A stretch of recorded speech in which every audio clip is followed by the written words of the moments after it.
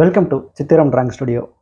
நாம் இந்த வீடியோவில் என்ன பார்க்க போகிறோம் அப்படின்னா, லிக்விட் சிலிக்கான் ரப்பர் மோல்டுலேருந்து எப்படி ஃபைபர் காஸ்டிங் பண்ணுறது அப்படிங்கிறத தான் பார்க்க போகிறோம். இந்த ரப்பர் மோல்டு எப்படி செய்கிறது அப்படிங்கிறத நாம் இதுக்கு முன்னாடி வீடியோவில் தமிழ் விளக்கத்தோடு போட்டிருக்கோம். அந்த வீடியோவோட தொடர்ச்சியாக பார்த்தா தான் இந்த வீடியோ முழுமையாக புரியும். இந்த ரப்பர் மோல்டில் தான் நம்ம ஃபைபர் காஸ்டிங் பண்ண போகிறோம். இப்போ இதை கொஞ்சம் தனியாக எடுத்து வச்சுக்கிறேன். இப்போது ஒரு எம்டி டப்பா எடுத்துக்கிறேன். இதில் ரெசின் ப்ளஸ் சாக் பவுடர், அதோட கேட்லிஸ்ட், இது மூணையும் மிக்ஸ் பண்ணிக்கிறேன். கலர் வேணும் அப்படின்னா நம்ம என்ன கலர் வேணாலும் மிக்ஸ் பண்ணிக்கலாம். நான் வந்து எல்லோ கலர் மிக்ஸ் பண்ணி வச்சுருக்கேன். காஸ்டிங் வந்து கீழே சிந்தாமல் இருக்கிறதுக்காக நம்ம கீழே ஒரு நியூஸ் பேப்பர் போட்டுக்கலாம். இப்போது இந்த டம்ளரில் நம்ம கலந்து வச்சுருக்கிறத தேவையான அளவு ஊற்றிக்கலாம். ரொம்ப திக்காக இல்லாமல் கொஞ்சம் லிக்விடாகவே வச்சுக்கலாம். லிக்விடாக இருந்தால் தான் சின்ன சின்ன கேப்லலாம் பள்ளத்தில் போய் பாயும். இப்போது நம்மளுக்கு தேவையான அளவு இதில் நம்ம எடுத்துக்கலாம்.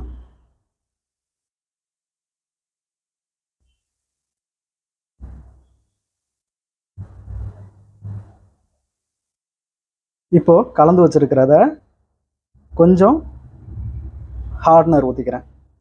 ஹார்ட்னர் வந்து செக் பண்ணிவிட்டு ஊற்றிக்கங்க. அதிகமாக ஊற்றினா உடனே காஞ்சிரும். இப்போ நான் வந்து கொஞ்சமாக ஊற்றிருக்கேன். ஹார்ட்னரு ஊற்றி ஃபுல்லாக கலக்கிக்கிறேன்.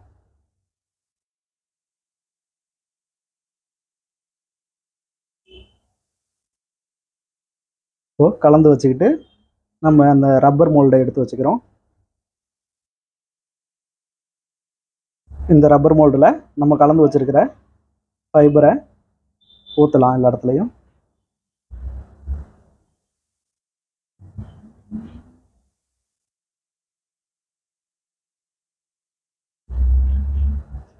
முதல்ல நீங்கள் மேட்டு பகுதியில் ஊற்றுங்க. அது எல்லாம் பள்ளத்து பகுதியில் பாயும்போது எல்லா இடத்துலையும் பாஞ்ச மாதிரி நம்மளுக்கு வந்துடும்.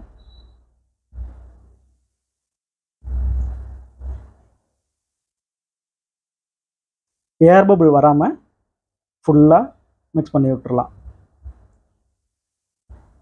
எல்லா இடத்துலையும் அப்ளை பண்ணிடுங்க.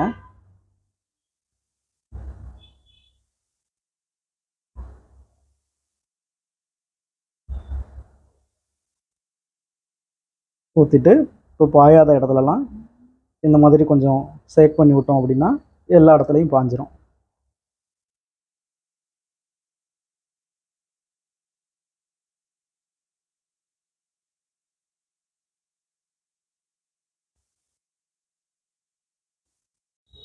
இப்போ வந்து நம்ம இதை வந்து முதல் லேயராக போட்டிருக்கோம்.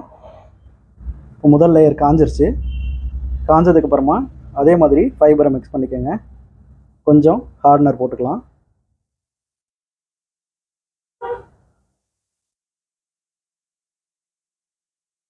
ஊற்றி நல்லா கலக்கிக்கிட்டு மோல்டு வரைக்கும் ஃபுல்லாக ஊற்றிடலாம்.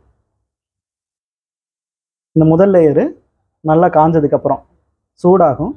சூடு ஆறுனதுக்கப்புறம் ரெண்டாவது லேயர் ஊற்றுங்க.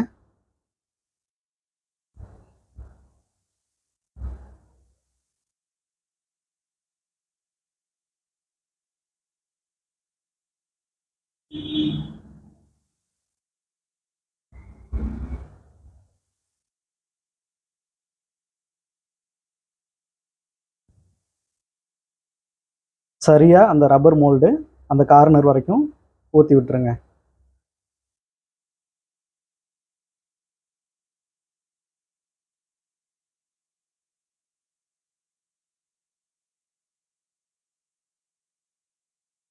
இப்போ நம்ம ரெண்டாவது லேயரும் போட்டுட்டோம். இந்த ரெண்டாவது லேயர் வந்து 10 to 15 நிமிஷத்தில் காயிற மாதிரி நான் ஹார்ட்னர் போட்டிருக்கேன். இப்போ காஞ்சிருச்சு. சூடு இல்லாமல் சூடும் ஆறிடுச்சு. மதர் மோல்டு எடுத்து வச்சிட்டோம். ஒரு ரப்பர்லேருந்து காஸ்டிங்கை பிரிக்கலாம்.